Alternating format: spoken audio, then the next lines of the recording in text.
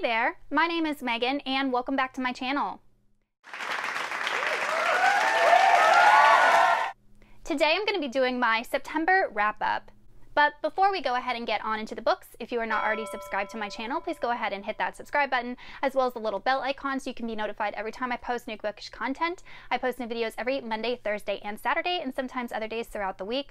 Also, don't forget to check down in the description box below for links to all of my social media, my Buddy Read Discord, and my Patreon, where you can be entered into winning book giveaways. First off, guys, this is super exciting because I think this is the first wrap-up that I have filmed in close to 2 years. So I have not been able to film wrap-ups because I have only been reading 1 to 2 books per month while I've been going through graduate school. I just didn't have the time to dedicate to reading.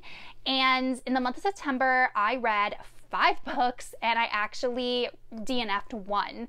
So I could not believe how many books I read in the month of September. I have 2 weeks left of graduate school and things are just winding down, and I just had the time to read and it just felt so good.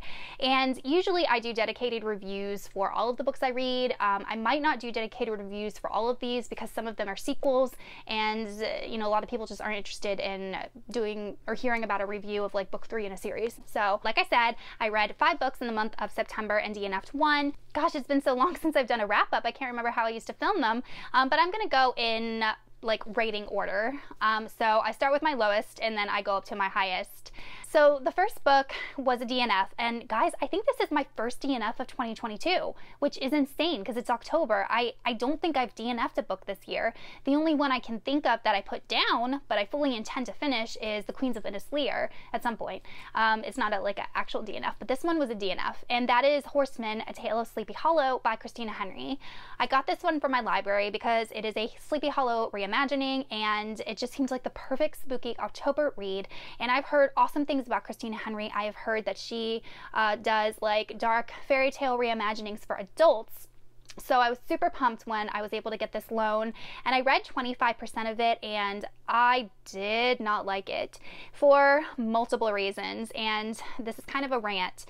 So the first one was that this book is supposed to be written for adults, and it did not read adult at all. It read YA, and the main character was a 14-year-old, which is fine. Just because you have a young main character doesn't mean that it can't be an adult book, but the tone and the voice needs to be more mature, and it wasn't. And I have nothing against YA. I mean, I have 2 whole bookshelves of young adult, but just don't sell me an adult book and then it's not an adult book.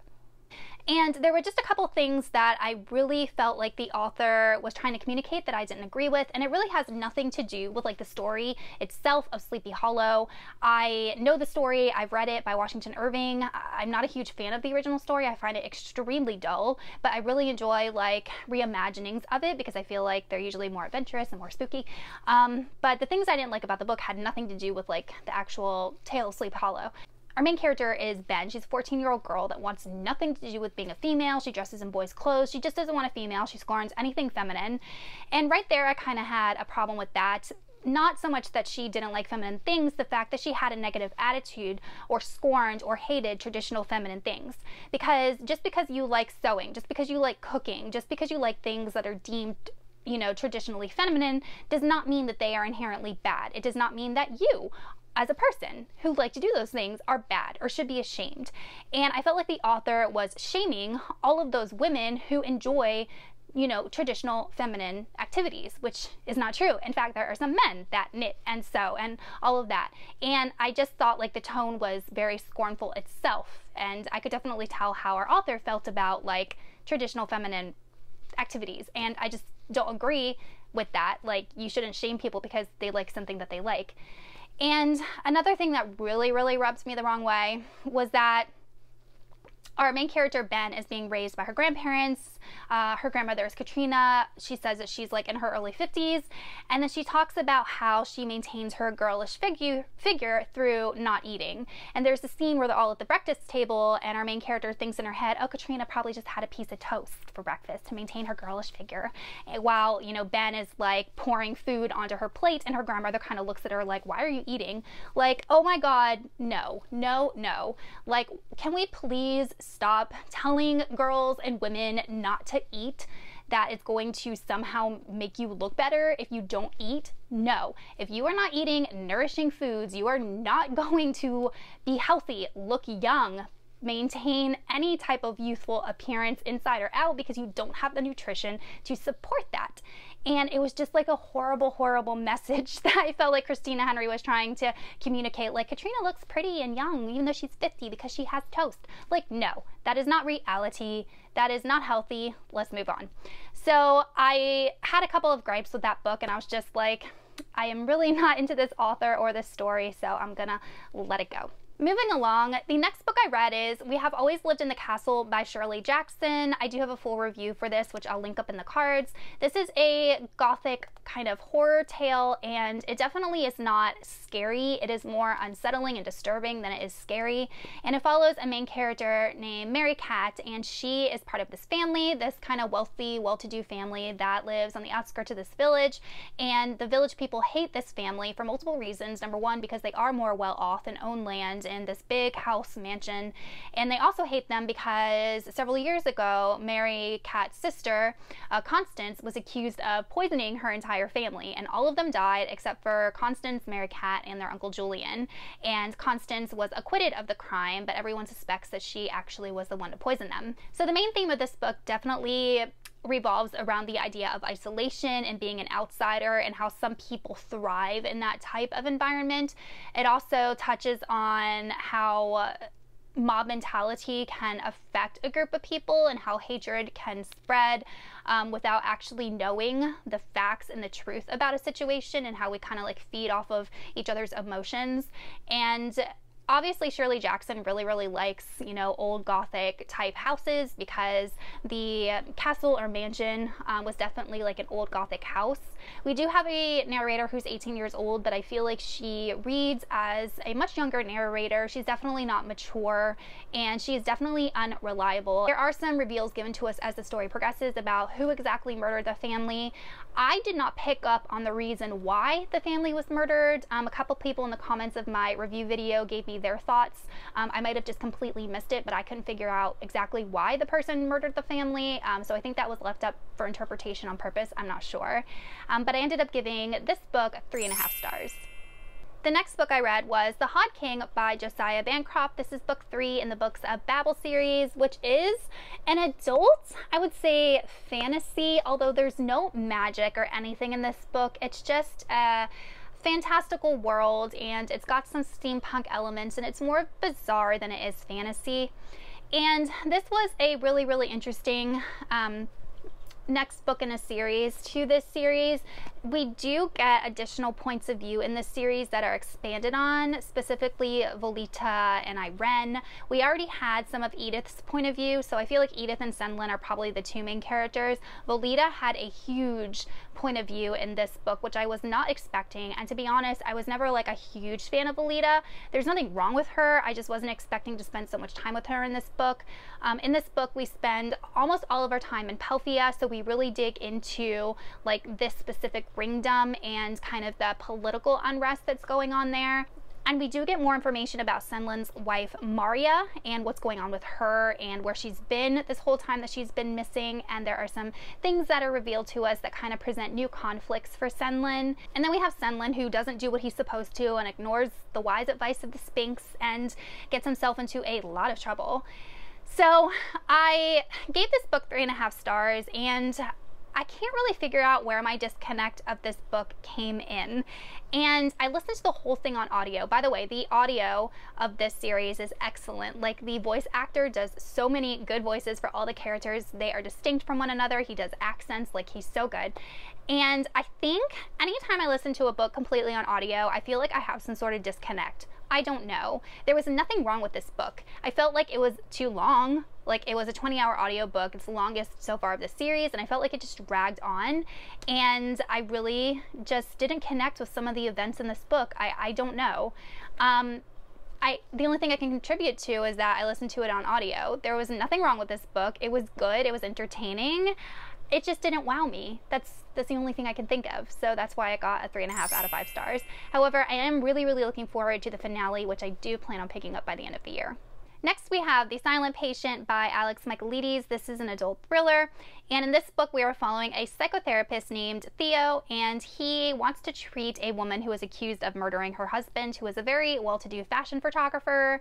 She shot him 5 times in the head and then refused to speak another word going forward. And Theo really thinks that he can help this woman because he identifies with her tragic past, and he enters the mental institute where she is being held and starts to treat her. And one thing I really liked about this book is that the premise starts off fairly normal, but as we dig more and more into the lives of these characters, we learn about some like shady things that have gone in their lives that kind of made them the type of person that they are. We learn how these two characters' lives are actually connected in a way that I could never even guess. And then the author just throws in a lot of different characters and situations just to confuse the reader so that we don't really see the reveal or the twist coming at the end. Our main character is definitely an unreliable narrator, and it takes a while to figure that out, which I absolutely loved. I thought it was so clever. It's also a dual point of view book, so we're getting Theo, the therapist's, perception of his treatment of Alicia, and then we're getting Alicia's diary that contains a lot of, true events and her perception of what's going on. I couldn't put this book down. I finished it in a couple of days, and if you're looking for a quick reading thriller that will keep you hooked, I highly suggest The Silent Patient. I ended up giving it 4 out of 5 stars. Hey guys, sorry for the interruption. So when I was looking through the footage of my wrap-up, I realized that I forgot to talk about a book, and that is The Paris Apartment by Lucy Foley, so I wanted to add that in real quick.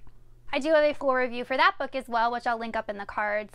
But this is an adult thriller. It's Lucy Foley's, as far as I know, most recent publication, and it follows a girl named Jess, and she lives in London. Something happens, and she reaches out to her brother to see if she can come stay with him in Paris in his new apartment, and he agrees.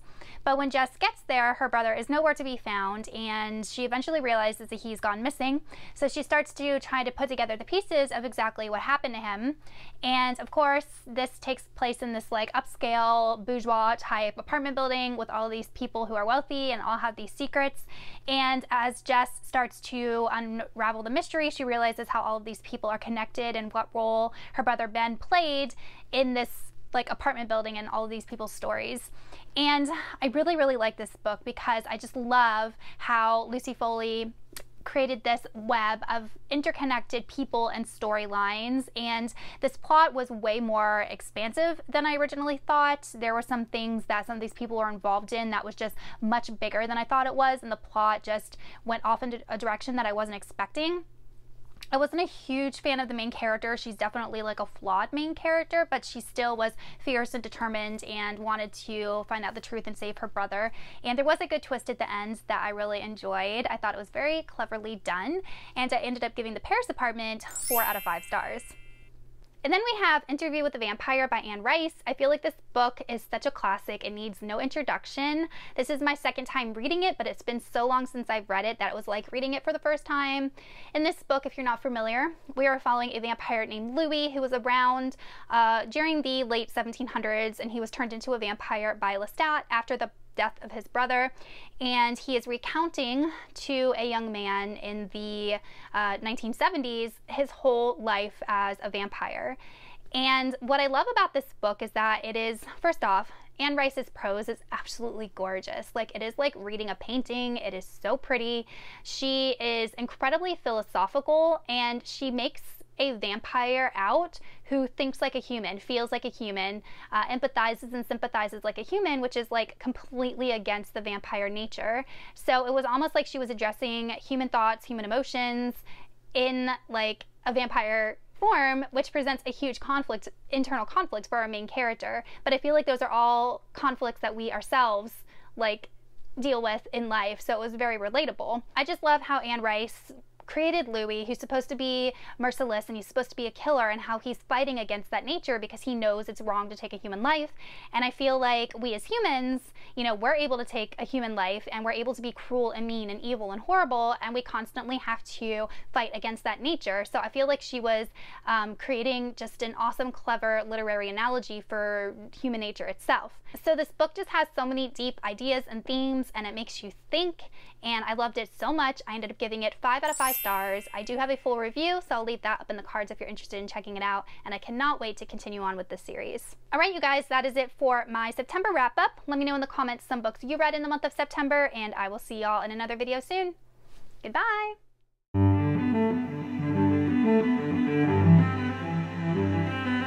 Thank you.